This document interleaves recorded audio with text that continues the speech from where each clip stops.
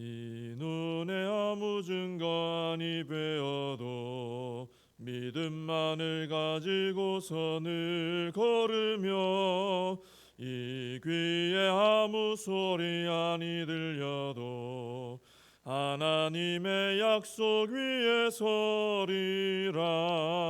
걸어가세 믿음 위에 서서 나가세 나가세 의심 버리고 걸어가세 믿음 위에 서서 눈과 귀에 아무 증거 없어도 이 눈이 보기에는 어떠하든지 이미 얻은 증거대로 늘 믿으며 이 맘에 의심 없이 살아갈 때에 우리 소원 주 안에서 이루리. 걸어가세 믿음 위에 서서 나가세 나가세 의심 버리고 걸어가세 믿음 위에 서서 눈과 귀에 아무 증거 없어도 주님의 거룩함을 두고 맹세한 주 하나님 아버지는 참 미쁘다. 그 귀한 모든 약속 믿는 자에게 능치 못할 무슨 일이 있을까. 걸어가세 믿음 위에 서서 나가세 나가세 의심 버리고 걸어가세 믿음 위에 서서 눈과 귀에 아무 증거 없어도. 사도신경으로 신앙 고백하시겠습니다. 전능하사 천지를 만드신 하나님 아버지를 내가 믿사오며 그 외아들 우리 주 예수 그리스도를 믿사오니 이는 성령으로 잉태하사 동정녀 마리아에게 나시고 본디오 빌라도에게 고난을 받으사 십자가에 못 박혀 죽으시고 장사한 지 사흘 만에 죽은 자 가운데서 다시 살아나시며 하늘에 오르사 전능하신 하나님 우편에 앉아 계시다가 저리로서 산 자와 죽은 자를 심판하러 오시리라. 성령을 믿사오며 거룩한 공회와 성도가 서로 교통하는 것과 죄를 사하여 주시는 것과 몸이 다시 사는 것과 영원히 사는 것을 믿사옵나이다. 아멘. 누가복음 17장입니다. 누가복음 17장 11절부터 19절까지 말씀을 보겠습니다.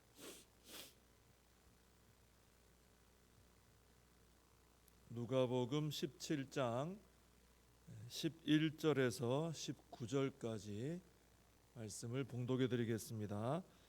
예수께서 예루살렘으로 가실 때에 사마리아와 갈릴리 사이로 지나가시다가 한 마을에 들어가시니 나병 환자 10명이 예수를 만나 멀리 서서 소리를 높여 이르되 예수 선생님이여 우리를 불쌍히 여기소서 하거늘 보시고 이르시되 가서 제사장들에게 너희 몸을 보이라 하셨더니 그들이 가다가 깨끗함을 받은지라.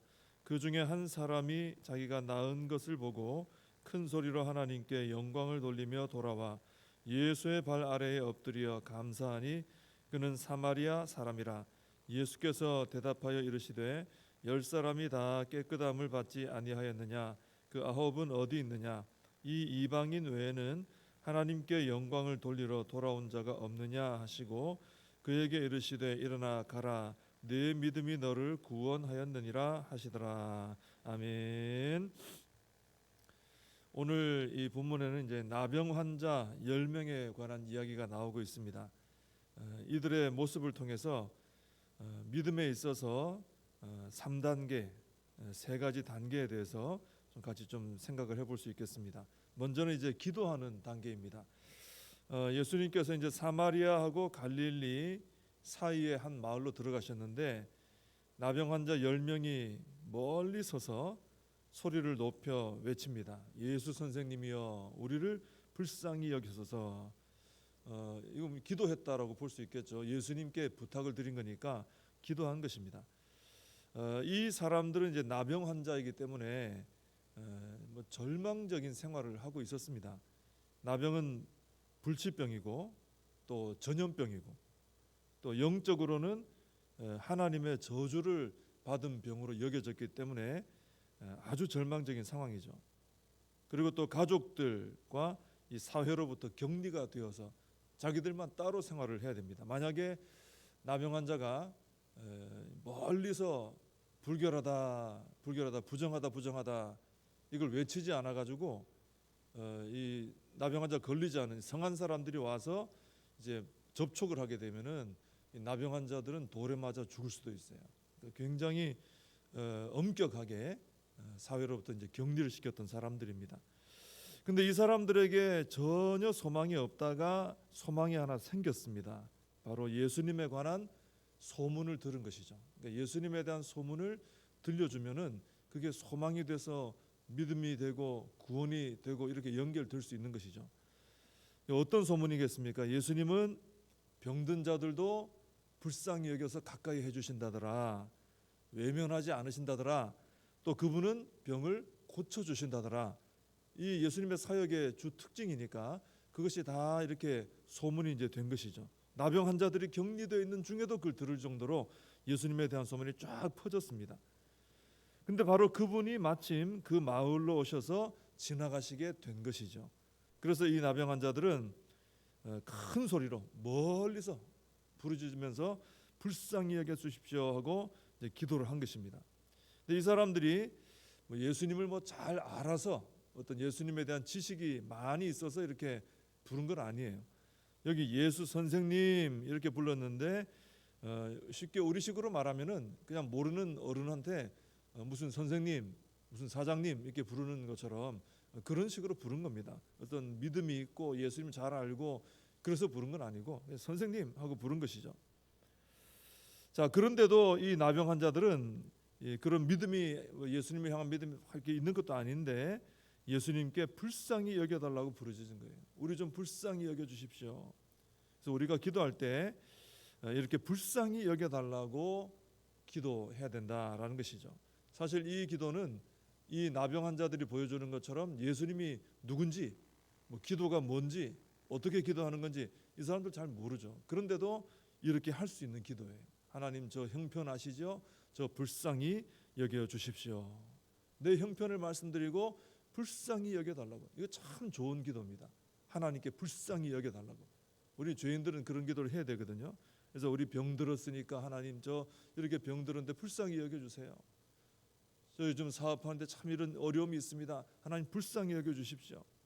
우리 자녀에게 이런 문제가 있습니다. 불쌍히 여겨주십시오. 불쌍히 여기지 않아도 됩니다. 이건 교만한 태도죠. 불쌍히 여김을 받아야 되죠. 우리는 연약합니다. 그래서 모든 형편을 말씀드리면서 불쌍히 여겨달라 이렇게 우리도 기도할 수 있다는 것이죠.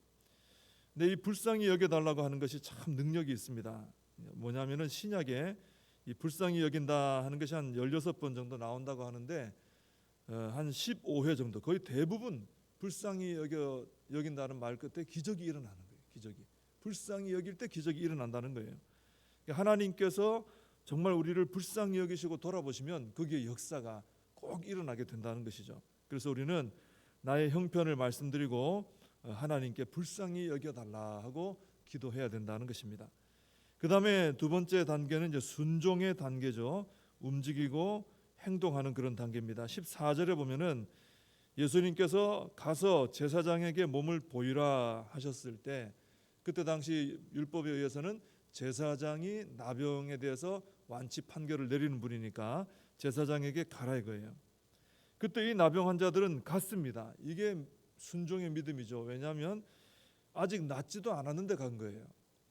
아직 안 나았는데 갑니까? 따지지도 않아요. 가라 그러니까 아직은 나병이 그대로 있습니다. 그런데도 순종하여 가더라 하는 것이죠. 이렇게 아직 낫지 않았지만 아직 현실이 어떻게 바뀐 건 아니지만 말씀을 붙들고 출발하는 것 이것이 바로 순종하는 믿음입니다. 이런 순종하는 믿음에는 역사가 반드시 일어나게 되죠. 그래서 이 사람들이 10명이 가다가 다 나병 치유를 받았습니다. 그래서 하나님께서 기뻐하시는 믿음은 이렇게 말씀만 듣고 그대로 순종해서 움직일 때 이 믿음 참 좋아하십니다. 그런 믿음은 예수님이 다시 돌아보시고 칭찬도 하시고 기억도 하게 하시고 그럽니다. 왜 이 믿음을, 이 순종을 기뻐하시느냐, 귀하게 여기시냐면은 이 말씀만 듣고 믿고 순종하는 것, 이것은 하나님을 신뢰하는 것이기 때문에 그래요. 하나님을 신뢰. 그러니까 어떤 이루어진 결과를 보고 믿을 수 있구나, 이게 아닌 거죠. 그죠? 어떤 결과를 보고 내 손에 쥐어보고 믿을 수 있네 당신. 그때 가서 그거 보고 결정하는 게 아니고 그냥 하나님 자체를 신뢰하는 거예요. 하나님께서 하신 말씀이니까 내 현실에서는 이게 뭐 전혀 안 맞는 것 같아도 하나님 말씀이니까 난 그대로 하겠다. 나 하나님 믿는다. 하나님 그분을 그 자체를 신뢰하는 것이기 때문에 말씀만 듣고 순종하는 것을 굉장히 귀하게 여기신다는 것입니다. 그래서 우리 하나님은 우리가 하나님을 신뢰해서 그 말씀만 듣고도 우리 하나님의 말씀이니까 나는 그대로 될 줄 믿습니다. 이렇게 할 때 참 기뻐하시면서 기적을 이렇게 체험케 해주시는 것이죠. 그래서 우리가 말씀을 듣고 하나님을 신뢰함으로 그 말씀대로 순종해서 하나님의 이런 기적을, 은혜를 체험하는 우리가 되어야 된다라는 것입니다. 세 번째는 감사하는 단계입니다. 자, 이게 이제 최고 그 귀한 것인데 10명이 부르짖는 기도를 했죠. 또 10명이 순종해 가다가 다 나았습니다. 근데 돌아와서 엎드려 경배하고 감사한 사람은 한 명이었다는 거예요. 여기까지 오는 게 참 중요하다는 거죠. 근데 이 한 명에게 예수님께서 하나님께 영광 돌렸다 인정해 주시고 구원을 선포해 주신 거예요. 9명에게는 이 말씀 선포할 수가 없는 거죠. 가버렸으니까. 하나님께서 분명히 은혜를 주셨는데 하나님 주신 것을 받아 챙겼는데, 내가 받았는데 하나님 앞으로 돌아와 헌신하지 않는 사람들이 많다는 것입니다. 은혜 주시고 무슨 복을 주시고 또 문제도 해결해 주시고 이렇게 하신 것은 다 나를 원래대로 회복시켜 주신 거죠. 나를 이렇게 정상적으로 돌아오게 해주신 거죠. 무너졌던 것을. 그럼 그것이 끝난 게 아니고 이제 새 출발입니다. 사실. 나 회복시켰구나. 회개했더니 용서해 주셨구나. 나 아팠는데 나았구나. 무너진 삶이 회복됐구나. 그럼 새로 출발을 해야 되는데 거기서 끝내고 다 받았다 그러고 이제 떠나가는 사람들이 있다는 거죠. 그래서 돌아와서 엎드려 경배하는 자가 되고 감사하는 자가 되어야 한다는 거예요. 이게 출발이니까. 그러면서 이제 하나님의 일에 자신을 들여서 헌신하는 자가 되어야 한다라는 것입니다. 은혜 주신 이유는 이제 은혜 받은 자답게 살자는 거지 받았으면 끝이 아니라는 것이죠. 시편 50편 23절에 보면은 감사로 제사를 드리는 자가 나를 영화롭게 하나니 그의 행위를 옳게 하는 자에게 내가 하나님의 구원을 보이리라 그랬습니다.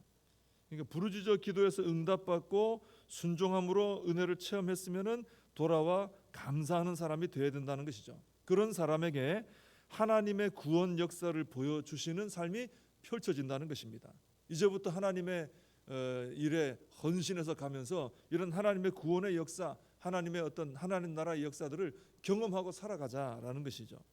그래서 우리는 하나님 앞에 부르짖어서 불쌍히 여겨주십시오 간절히 기도해야 되고요. 또 하나님의 말씀만 듣고 순종하는 그 순종을 행함으로 또 하나님의 은혜를 체험해야 되고요.